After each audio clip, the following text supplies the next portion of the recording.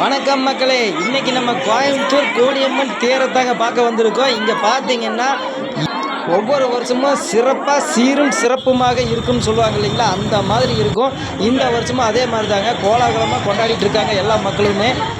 பார்க்குற திசையெல்லாம் எல்லா பக்கமும் அன்னதானம், தயிர் வடை, ஐஸ்கிரீமு, தர்பூசணி பாருங்கள். இப்போ தயிர் வடையெல்லாம் நிறையா கொடுத்துட்டு இருந்தாங்க. எனக்கு தயிர் வடைன்னா ரொம்ப ஃபேவரட்டான ஒரு டிஷ்ஷு. நான் வாங்கி சாப்பிட்டு போட்டு அப்படியே அந்த பக்கம் இருந்து அப்படியே கடந்து போனேன். தண்ணி கொடுத்தாங்க. அங்கேருந்து கடந்து போனேன், ஐஸ்கிரீம் கொடுத்தாங்க. அதையும் வாங்கி சாப்பிட்டு போட்டு அப்படியே போயிட்டே இருந்தேன். பிஸ்கெட்டெல்லாம் கொடுத்தாங்க. அதையும் வாங்கி அப்படியே பேக்கெட்டில் சொருவிட்டு பசி எடுக்கும்போது தின்னுக்கலாம்னு சொல்லிட்டு அப்படியே போயிட்டேன்.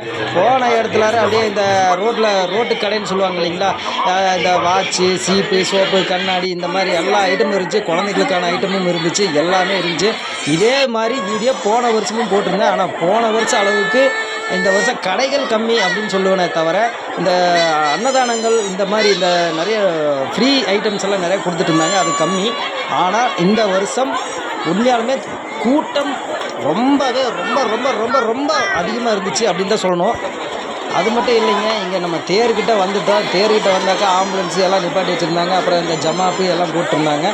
அந்த பக்கம் பார்த்திங்கனாக்கா நம்ம கோணியம்மன் கோவிலில் நம்ம தேர் முன்னிட்டு அக்னி சட்டி, அதாவது பூவோடுன்னு சொல்லுவாங்க அது, அப்புறம் அக்னி குண்டம் இறங்கும் திருவிழா அப்படின்னு சொல்லக்கூடிய திருவிழாவும் அந்த பக்கம் நடந்துகிட்ருக்கு. நான் போன ஒரு நேரம் பார்த்திங்கன்னா ஒரு 2 மணி அளவில் நான் போனேன்.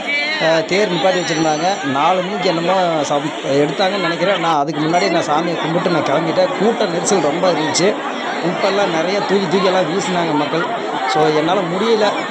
அங்கேருந்து அப்படியே நான் வெளியில் வந்தால் போதுண்டா அப்படிங்கிற அளவுக்கு ரொம்ப கூட்டமாக இருந்துச்சு. அந்தளவுக்கு கூட்ட நெரிசல்லேருந்து வெளியே வந்ததே போதும் அப்படின்ற மாதிரி ஆயிடுச்சு. ஆனால் நல்லபடியாக சாமியை கும்பிட்டாச்சு. உங்களுக்கும் சாமியை காட்டிட்டேன். நீங்களும் எல்லோரும் தரிசனம் பண்ணிக்கிங்க. தேர் உலா வருது, தேரை நீங்கள் கும்பிடுங்க. நம்ம ஃபேமஸான சிவகாமி கம்ப்யூட்டர் இருந்துச்சு, அதை கேட்டோம்னாக்கா நம்ம பைத்தியமாயிரம்னு சொல்லிட்டு அப்படியே கிளம்பி வந்துட்டேங்க.